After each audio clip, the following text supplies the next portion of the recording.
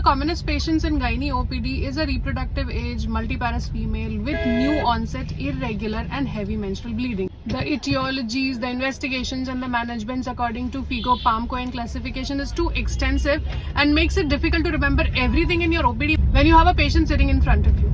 So I'll simplify this for you. For a patient of AUB, the first thing, take a proper history. When did the symptoms start? What medications and how she has been taking those medications?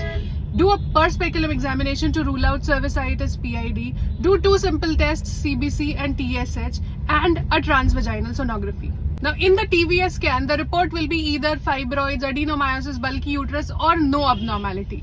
Now decide whether the patient needs any surgical intervention. Like if there's a polyp with abnormal uterine bleeding, or it's a prolonged AUB, metabolic syndrome, not controlled with medications for a long time. In both of these cases, I would like to do a hysteroscopy and proceed. For most of the other cases, the first management is medical. And do not start the management with fancy treatments according to transvaginal scan report, like giving ulipristal for fibroids, Dynogest for endometriosis, adenomyosis. Keep it simple, or at least start it simple. So for the first episode of AUB, give tranexamic acid plus mefenamic acid 500 mg each 3 times a day is sufficient in most of the cases. Give it for 3 to 5 days. Tell them to decrease or stop the dose after the bleeding has been controlled. Along with it, also give a progesterone. The progesterone can be medroxyprogesterone acetate 10 mg thrice a day, or norethistérone 5 to 10 mg thrice a day. This is for the acute bleeding episode. After 7 days, half the dose, and tell her to continue this half dose till she finishes 21 days of treatment. Now this is simple and basic and most of us know this.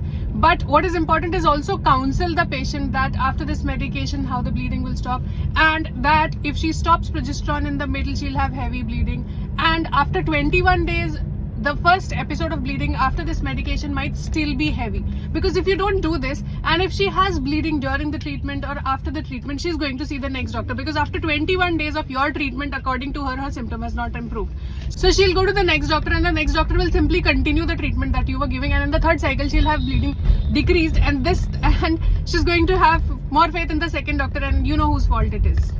So counseling, along with giving proper medication, explaining proper timing, counseling is very important. After this first episode is done, maintain her on simple treatments like OC pills, the usual way for 3 cycles, or you can give medroxyprogesterone or norethistérone, very low dosages, 5 to 10 mg once daily for 12 days of a cycle.